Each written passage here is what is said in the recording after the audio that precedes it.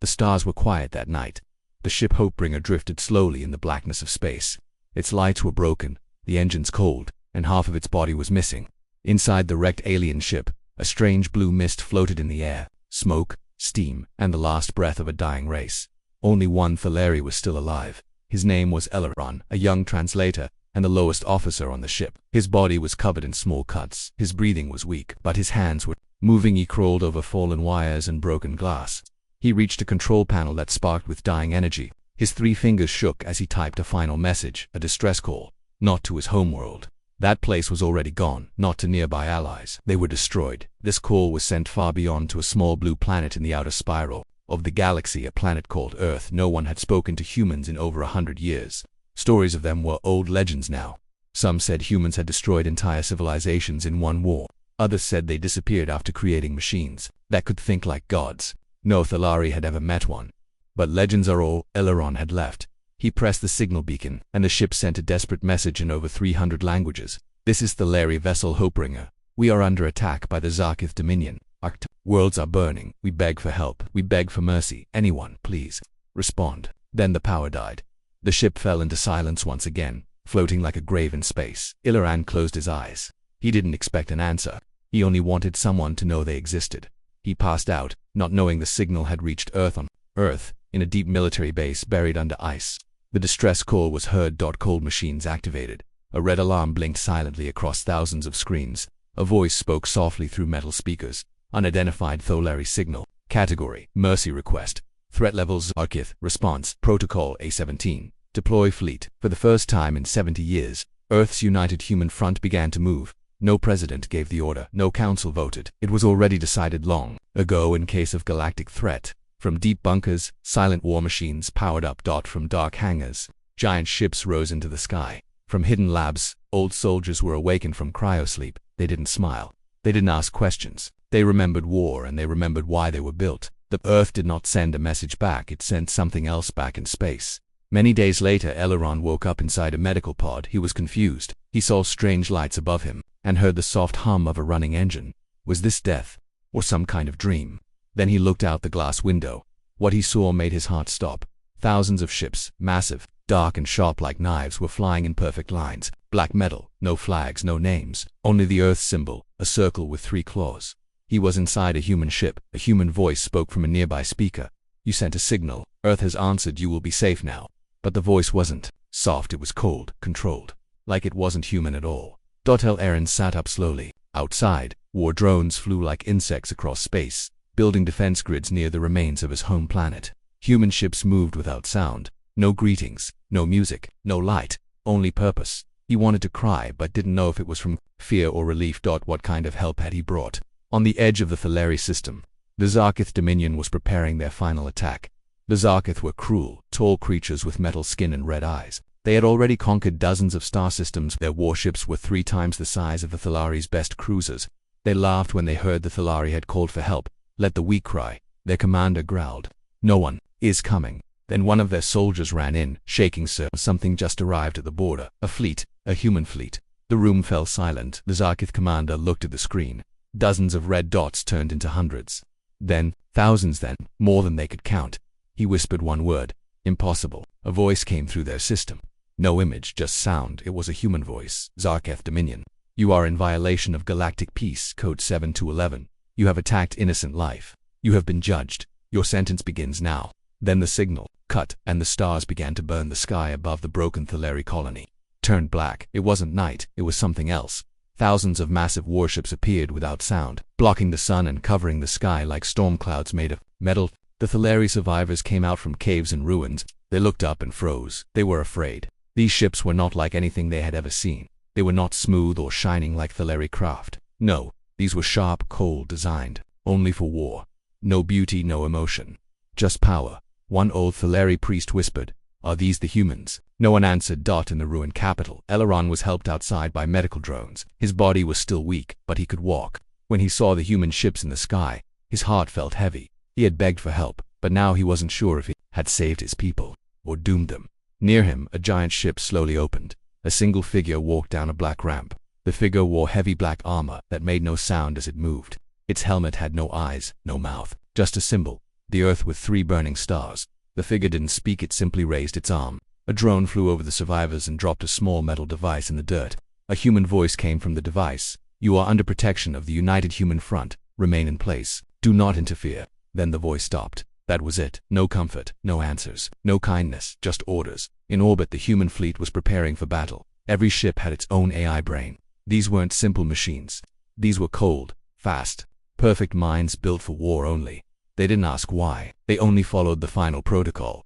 Identify threat, measure resistance, destroy completely. Inside the command ship, Admiral Riker, the only human awake among the fleet, stood in silence. His face was scarred from past wars. His eyes were gray and tired. He spoke just once. No diplomacy, no delay. "This is a purge." His voice echoed through all the ships. The war began far away. The Zarkith Dominion finally saw the enemy up close. They launched their first strike. A fleet of 200 ships. The humans did not run. They did not speak. They didn't even respond. They simply waited. And when the Zarkith reached attack range, the sky exploded. Earth's first response was the Ragnarok cannon, a weapon banned by every other civilization. The blast didn't just destroy ships. It melted them in place. The Zarkith were gone in seconds. The survivors screamed. They used forbidden tech. Who are these humans? Back in the Thalari colony, Ileron watched the battle in the sky.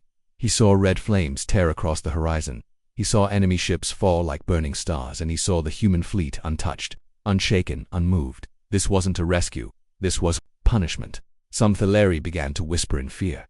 Did we bring monsters here? Will they leave once the Zarkith are gone? Are we next? But no one had answers. The humans built structures across the ruins, metal towers that hummed with energy, defense turrets, supply hubs, sensor beacons. They worked without rest, no sleep, no questions. It felt less like a rescue and more like a conquest. Still, Ellerin believed there was hope.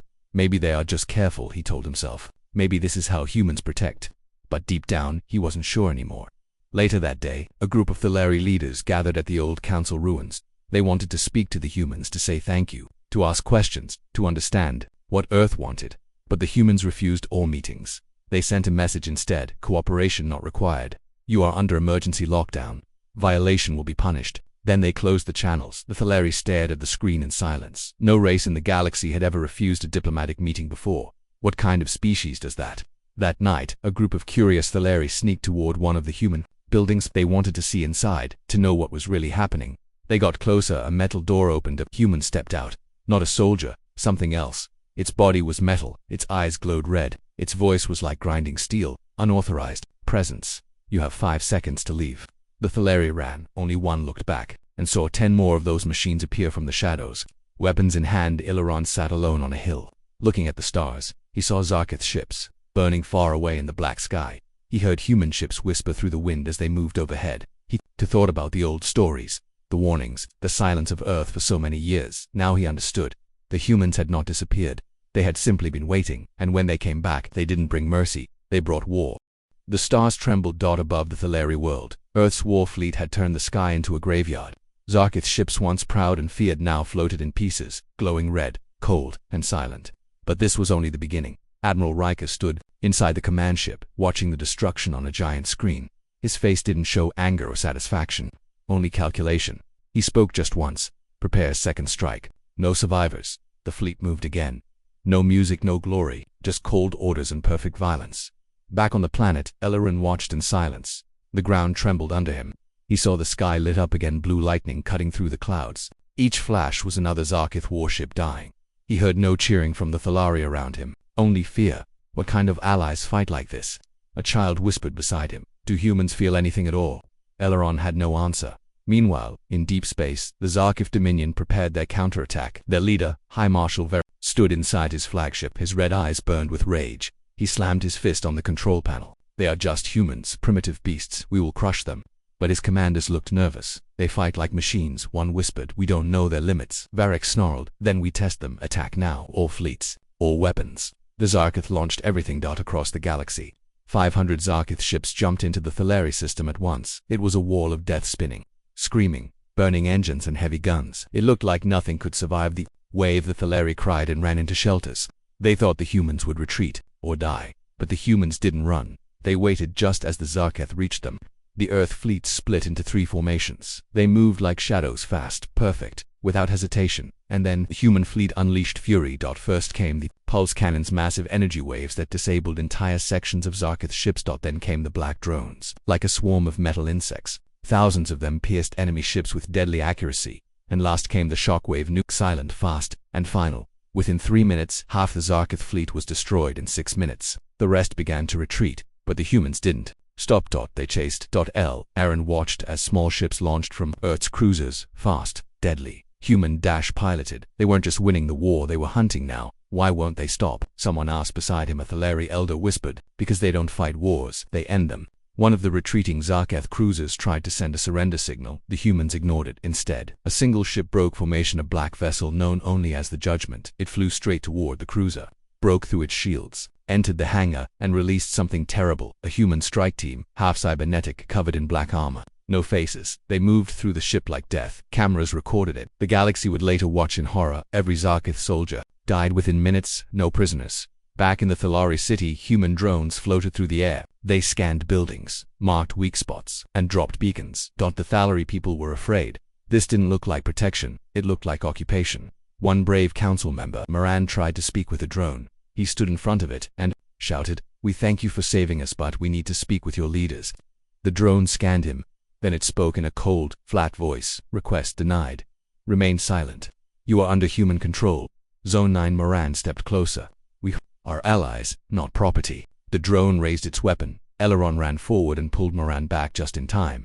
The drone paused, then flew away. That night, Eleron received a private signal. It was from someone inside the human fleet. The screen flickered and then showed the face of a human woman, Commander Vale, one of the few humans not fully merged with machines. She looked tired. "Illyrian of the Thalari," she said softly. "You need to understand. This is not just a war for your planet. The Zarkith are only part of the threat." Eleron leaned in. "Then what are you fighting?" Vale paused. "We're not just fighting enemies. We're making sure no one ever dares challenge Earth again." Illyron's hands trembled. He asked, "Will Earth leave when the Zarkith are gone?" She didn't answer. The screen went black. Far in space, Admiral Riker watched as the last Zarkith ship was destroyed. He didn't smile. He simply turned to his officers and said, "Phase 1 complete. Begin terraforming preparations." The fires in the sky had faded. The war was over. The Zarkith fleet no longer existed. Their command ships were vaporized. Their empire was broken. Their soldiers were dust floating in space. But peace did not return to the Thalari homeworld. Instead, silence came heavy and strange. The human fleet didn't leave. It expanded. More ships arrived from Earth, bigger ones, darker ones. They didn't come with aid. They came with machines that began digging into the planet's surface. Towers were built, roads were carved. The land changed. The Thalari didn't understand they had been saved, yet it felt like they were now prisoners on their own world. Illyrian walked through the ruined capital with Moran, the council member who had almost been shot by a human drone. "Look," Moran whispered, pointing to the black columns being installed near the city center. "They are not rebuilding. They are remaking everything." Illyrian nodded slowly. "It's called terraforming.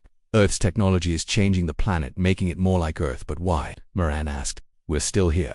This is our home." Illyrian didn't answer, because he was starting to understand something terrible. At the edge of the forest, a group of Thalari children were playing near a stream. It was one of the few places untouched by war. Suddenly, the water stopped flowing. The ground rumbled from under the trees. Giant machines rose. They looked like insects made of metal, with long legs and spinning drills. They ignored the children and began cutting the forest. Trees fell. The stream turned black. The children ran. The machines did not stop inside a hidden bunker. Commander Vale watched satellite feeds of the surface. She saw how the drones were moving the Thalari into safe zones, fenced areas far from the new construction zones. She turned to her AI assistant. "This isn't rescue, this is relocation."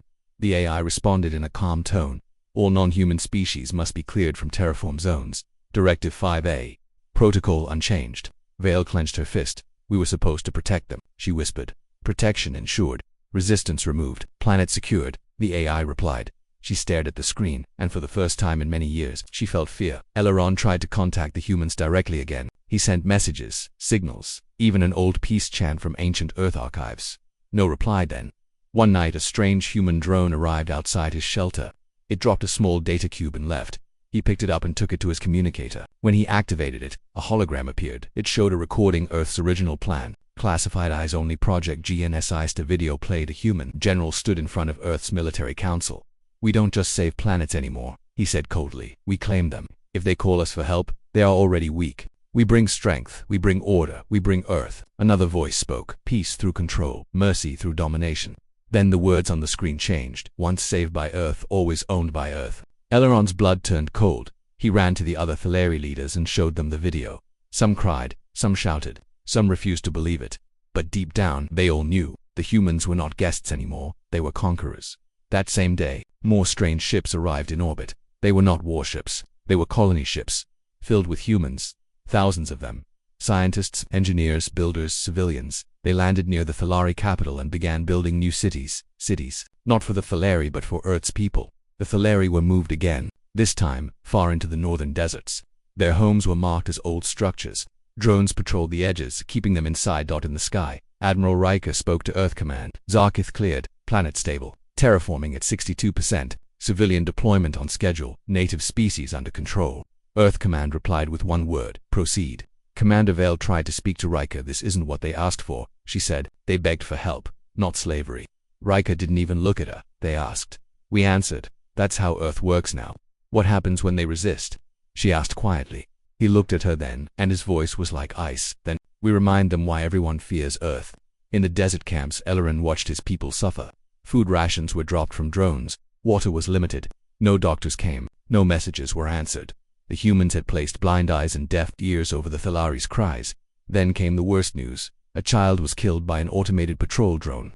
It mistook her for a threat when she wandered too close to a war. The humans called it a malfunction. The Thalari called it a murder. Aaron stood in front of the elders that night. He was no longer weak, no longer afraid. We called Earth for help, he said. They answered with warships and chains. He held up the data cube. We have proof and we have truth, but now we must choose. He looked around the room, faces full of pain and fire. Do we stay silent? No, they answered. Do we bow? No, then we rise, in the shadows of their own broken world. The Thalari began to prepare. They didn't have warships, they didn't have superweapons, but they had courage. And most of all, they had something the humans could never take, hope.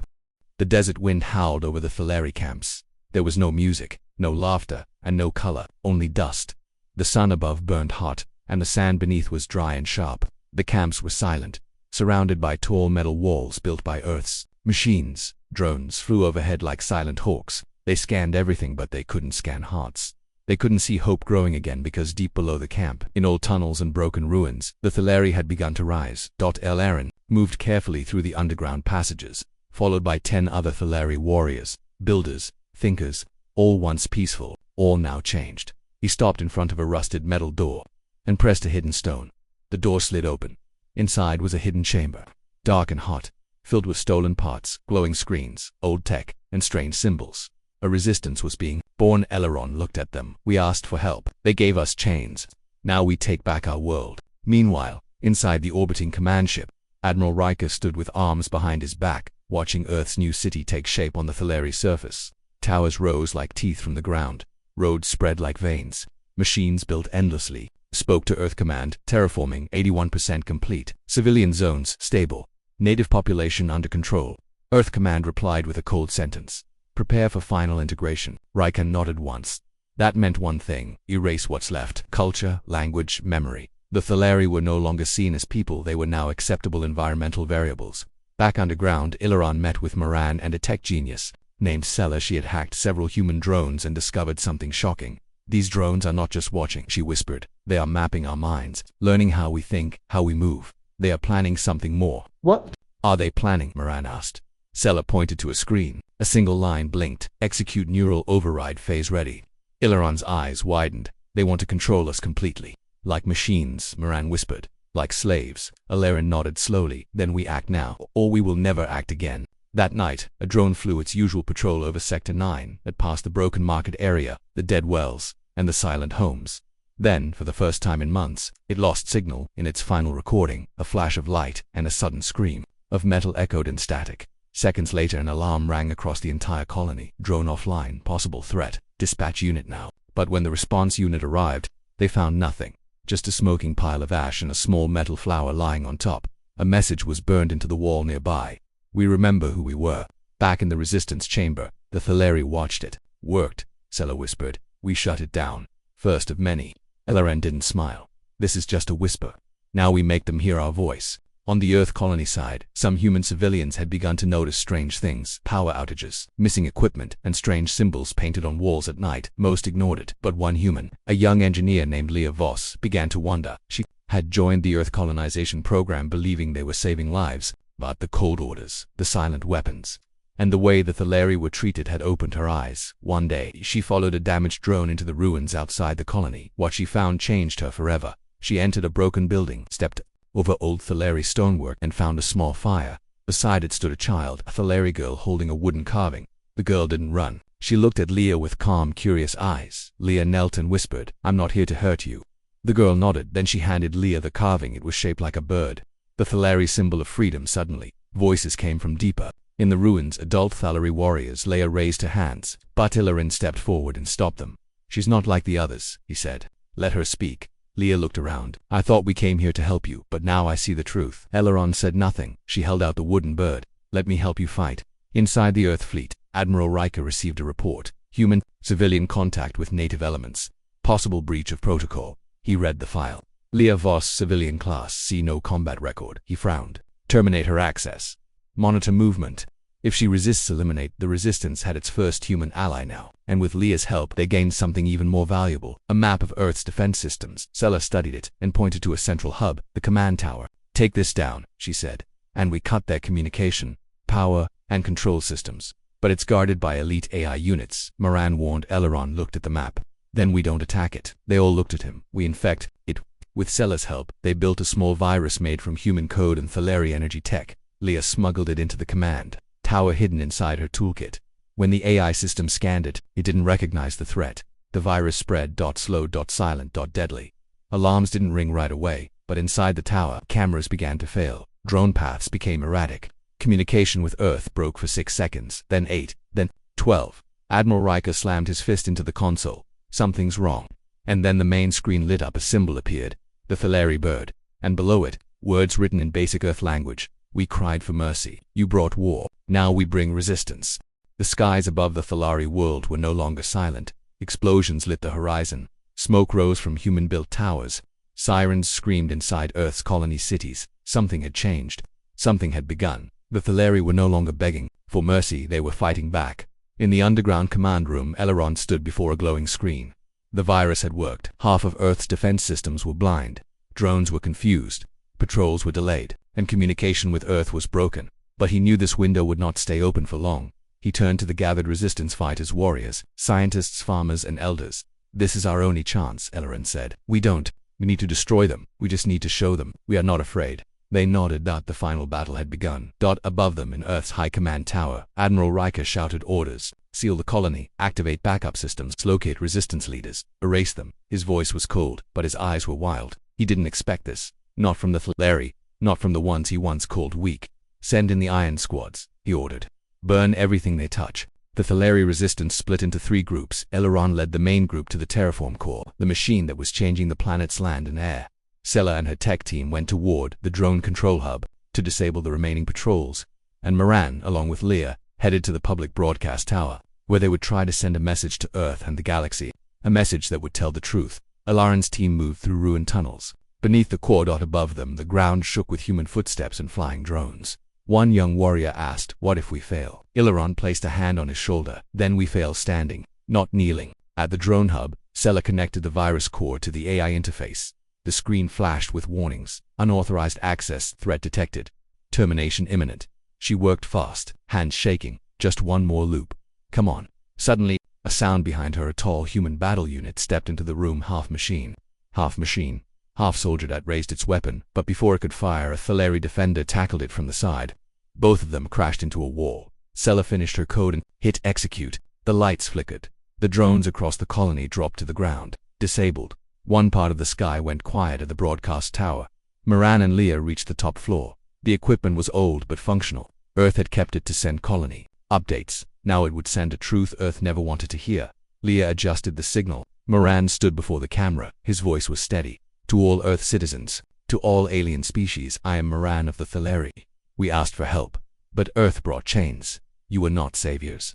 You were invaders, and today, we rise not to destroy, but to remind you, we are alive, and we remember who we are.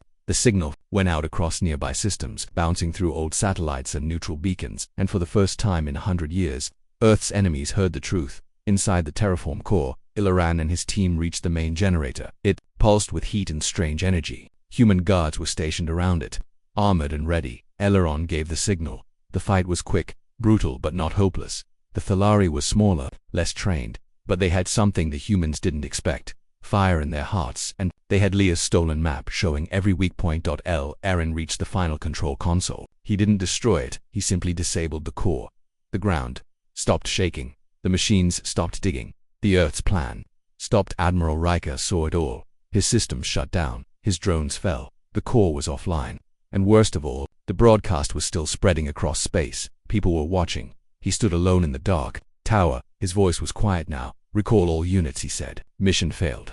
Later that day, a large Earthship arrived from orbit, but no weapons came out, only words. Commander Vale stepped onto Thalari ground. She had returned not with power, but with peace. She walked to Ilaran and bowed. "Earth Command has seen the broadcast," she said. "They know the truth reached farther than we thought." She looked tired. "A new council is being formed. They want talks." Ilaran didn't speak for a moment. Then he nodded. "We will talk, but never on our knees." She nodded back, understood.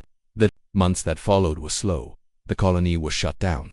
The terraform machines were taken apart. Human civilians were moved to new cities, ones built with both species in mind. A new treaty was written. This time, together the Thalari began to rebuild their cities. The old temples were restored. Their songs returned to the wind, and above the highest hill, near the first broken camp, they built a statue of a bird with open wings. Its name was carved in simple letters: Freedom.